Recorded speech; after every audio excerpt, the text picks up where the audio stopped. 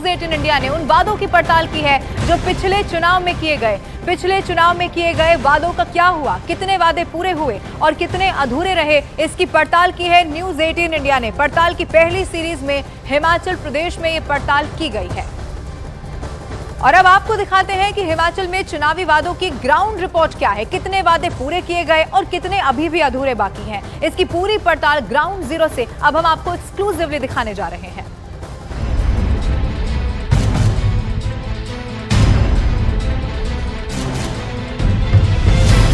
चुनावों में वादे पर वादा, आखिर क्या है सियासी इरादा?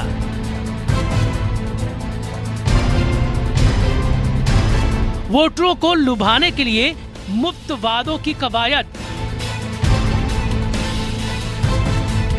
या वाकई विकास का मकसद है ज्यादा? चुनाव में वादों की बौछार होती है, गारंटियों का गाना गाया जाता है, फ्री बीज का तराना छेड़ा जाता है, लेकिन इन तरानों पर सियासी तिलमिलाहट अब बढ़ती जा रही है। कांग्रेस अध्यक्ष मल्लिकार्जुन खड़गे ने कांग्रेस शासित राज्यों को उतना ही वादा करने की नसीहत दे डाली जितना पूरा किया जा सके। तो इस सलाह पर कांग्रेस की नीयत पर सवाल उठने लगे। दरअसल मल्लिकार्जुन खड़गे ने कहा कि 5, 6, 10 या 20 गारंटी की घोषणा नहीं करनी चाहिए। बजट के आधार पर गारंटी की घोषणा करनी चाहिए, नहीं तो दिवालियापन हो जाएगा। ಈಗ ನಾವು ನಿಮಗೆ ಅನುಕರಣೆ ಮಾಡ್ತೀವಿ, ಅಲ್ಲಿ ಮಹಾರಾಷ್ಟ್ರದಾಗ ಯಾವ್ದು ಮಾಡಬೇಕಂದ್ರೆ ನಾ ಹೇಳಿದೆ 5, 6, 10, 20 ಹೇಳಕ್ಕೆ ಹೋಗ್ಬೇಡಿ. ನಿಮ್ಮಲ್ಲಿ ಏನು ಬಜೆಟ್ ಇದೆ ಆ ಬಜೆಟ್ ತಕ್ಕಂತೆ ಗ್ಯಾರಂಟಿಗಳು ಕೊಡಿ. ಇಲ್ಲ ಬಜೆಟ್ ಬಿಟ್ಟು ನೀವು ಗ್ಯಾರಂಟಿಗಳು ಕೊಟ್ಟರೆ ಇಲ್ಲಿ ದಿವಾಳಿ ಎದ್ದು ಹೋಗ್ತದೆ. ಈಗ ಒಂದು ಬಟ್ಟಿ ಮಣ್ಣು ಹಾಕಕ್ಕೆ ಸಡಕ್ ಮ್ಯಾಗಿಲ್ಲ, ಇದು ಇಲ್ಲ, ಎಲ್ಲರೂ ನಿಮ್ಮ ಮೇಲೆ ಬೀಳ್ತಾರೆ. ಆಮೇಲೆ ಈ ಸರ್ಕಾರ ಫೇಲ್ ಆದರೆ ಮುಂದಿನ ಜನ್ರೇಷನ್ಗೆ ಏನೂ ಇಟ್ಟು ಹೋಗಲ್ಲ. ಕೆಟ್ಟ ಹೆಸರು ಇಟ್ಟು ಹೋಗ್ತೀರಿ ಹೊರತಾಗಿ ಒಳ್ಳೆ ಹೆಸರನ್ನು ಅವ್ರಿಗೆ ಇಡಲ್ಲ. ಅವ್ರು ಮತ್ತೆ 10 ವರ್ಷ ಇರಬೇಕಾಗ್ತದೆ ವನವಾಸದಲ್ಲಿ। मल्लिकार्जुन खड़गे ने कांग्रेस को सलाह दी तो प्रधानमंत्री नरेंद्र मोदी ने जबरदस्त हमला बोला। पीएम मोदी ने सोशल मीडिया एक्स पर लिखा, कांग्रेस पार्टी को ये एहसास हो रहा है कि झूठे वादे करना तो आसान है, लेकिन उन्हें सही तरीके से लागू करना मुश्किल या असंभव है। प्रचार के दौरान वो लोगों से ऐसे वादे करते हैं जिन्हें वे कभी पूरा नहीं कर पाएंगे। अब कांग्रेस पार्टी लोगों के सामने बुरी तरह बेनकाब हो गई है। मल्लिकार्जुन खड़गे के बयान पर बवाल मचा तो न्यूज 18 इंडिया ने चुनाव में दी जा रही गारंटियों और उसके अमल की ग्राउंड रियलिटी जानने की कोशिश की। न्यूज 18 इंडिया ने कांग्रेस शासित राज्यों में वादों को पूरा करने और उसके साइड इफेक्ट्स की पड़ताल की। पहली सीरीज में हिमाचल प्रदेश को शामिल किया। आपको बताएंगे कि कुछ गारंटियों को पूरा करने के बाद हिमाचल सरकार की हालत कैसी है, लेकिन सबसे पहले आपको दिखाते हैं कि विधानसभा चुनाव में कांग्रेस ने कौन कौन से 10 वादे किए थे।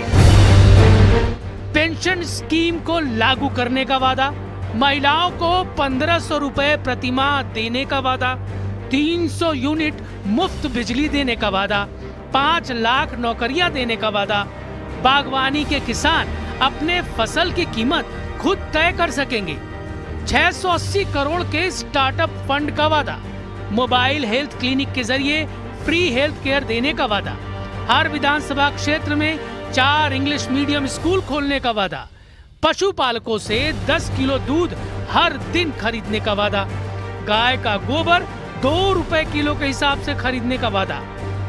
गारंटियों को पूरा करने का हिमाचल प्रदेश पर क्या असर हुआ, ये आपको दिखाएंगे, लेकिन उससे पहले ये देख लेते हैं कि सत्ता में आने के बाद हिमाचल प्रदेश की सुखविंदर सरकार ने कौन कौन से वादे पूरे किए। मुख्यमंत्री सुखविंदर सिंह सुक्खू के मुताबिक उनकी सरकार ने 2 साल में ही 10 गारंटियों में से 5 गारंटियों को पूरा कर दिया। ओल्ड पेंशन स्कीम लागू करना, महिलाओं को हर महीने 1500 रुपए देना, राज्य के प्राथमिक स्कूलों में पहली और दूसरी क्लास में पूरी तरह से अंग्रेजी की पढ़ाई शुरू करना, 680 करोड़ का स्टार्टअप फंड शुरू करना, गाय के दूध पर 45 रुपए प्रति लीटर और भैंस के दूध पर 55 रुपए प्रति लीटर न्यूनतम समर्थन मूल्य देने वाला पहला राज्य बन गया। हालांकि कांग्रेस सरकार के दावे को बीजेपी ने सिरे से खारिज कर दिया है। बीजेपी की दलील है कि कांग्रेस की सभी 10 गारंटियां झूठी निकली और सच तो ये है कि ना समय से वेतन मिल पा रहा है और ना ही पेंशन। हिमाचल प्रदेश का जो सरकार का चलाने का जो मॉडल कांग्रेस पार्टी का आज, तो ये पूरा देश भर में एक ऐसा मॉडल है कि फ्लॉप मॉडल है, बुरी तरह से असफल हो गए हर तरह से।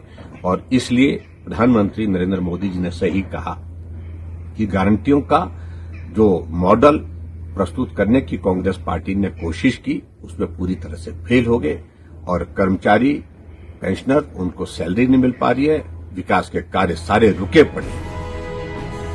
मल्लिकार्जुन खड़गे के बयान पर बवाल मचा तो बीजेपी और कांग्रेस में तकरार शुरू हो गई है। दोनों दल एक दूसरे को आईना दिखा रहे हैं। 5,000 करोड़ रुपए की रेवड़ियां चुनावों से पहले भारतीय जनता पार्टी की जयराम सरकार ने बांट कर रखी। हमने अध्ययन करना शुरू किया और पहले दिन से मैंने कहा कि हम सरकार में सत्ता सुख के लिए नहीं आए हैं, बड़ी बड़ी गाड़ियों में बैठने के लिए नहीं आए हैं। हमें हिमाचल प्रदेश को आत्मनिर्भर बनाना है, हम व्यवस्था परिवर्तन के लिए आए हैं। मुझे लगता है कि मुख्यमंत्री को थोड़ा तो अब सत्य बोलना चाहिए, सच बोलना चाहिए। अब बच्चे इस बात को जानते हैं कि हिमाचल प्रदेश में जो गारंटियां दी थी वो गारंटी जमीन पर पूरी नहीं हो पाई है, और जो बोल रहे हैं कि अपने 5 गारंटियां पूरी कर ली, ये तो बहुत बड़ा एक हास्य का विषय बना है। सब लोग हंस रहे हैं इस पर। बहरहाल कांग्रेस की अपनी दलील है तो बीजेपी की अपनी, लेकिन सच तो ये है कि हिमाचल प्रदेश की आर्थिक हालत ठीक नहीं है। आर्थिक जानकारों का मानना है कि चुनावी गारंटियों को पूरा करने का असर राज्य की वित्तीय हालत पर पड़ा है और सूबे में आर्थिक संकट का खतरा मंडरा रहा है।